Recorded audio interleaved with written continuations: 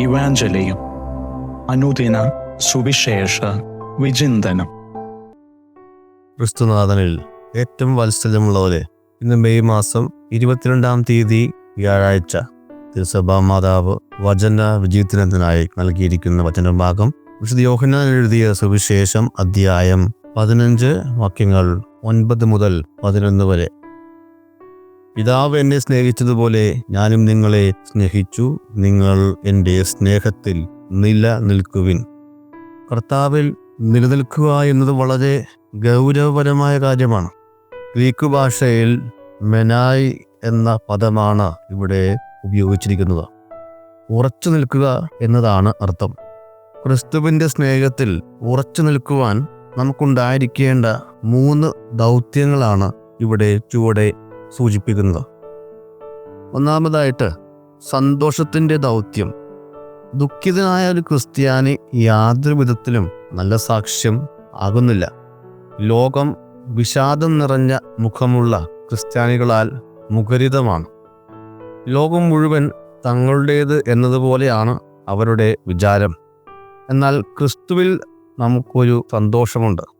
ആ സന്തോഷം നമ്മുടെ മുഖത്ത് തിളങ്ങണം, നമ്മുടെ പ്രവൃത്തികളിൽ പ്രതിഫലിക്കണം.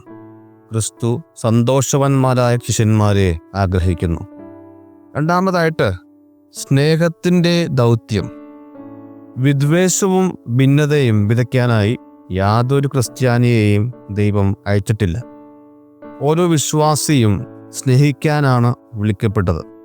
കർത്താവിൻ്റെ സ്നേഹം എല്ലാവരോടും ഒരേപോലെയാണ്.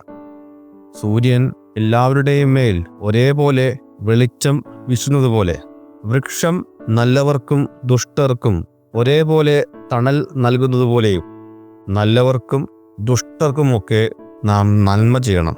കാരണം നമ്മുടെ സ്വഭാവം എന്ന് പറയുന്നത് ഈ നന്മ തന്നെയാണ്. മൂന്നാമതായിട്ട് സൗഹൃദത്തിൻ്റെ ദൗത്യം. നാം ഈ ലോകത്തിലേക്ക് അയക്കപ്പെട്ടിരിക്കുന്നത് മറ്റുള്ളവരെ ഭരിക്കാനല്ല, നേരെ മറിച്ച് സുഹൃത്തുക്കളായി കരുതുവാൻ വേണ്ടിയാണ്. ഞാൻ നിങ്ങളെ ദാസന്മാരെന്നല്ല സുഹൃത്തുക്കളെന്നാണ് വിളിക്കുന്നത് എന്ന് കർത്താവ് പറയുന്നു.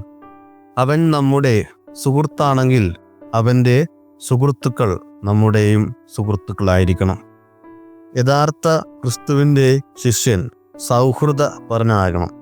മറ്റുള്ള വ്യക്തികളെ ഭരിക്കുവാനോ മേൽക്കോയ്മ കാണിക്കുവാനോ ഉള്ളതല്ല, നേരെ മറിച്ച് സൗഹൃദത്തോടെ സമീപിക്കുവാനുള്ളതാണ്.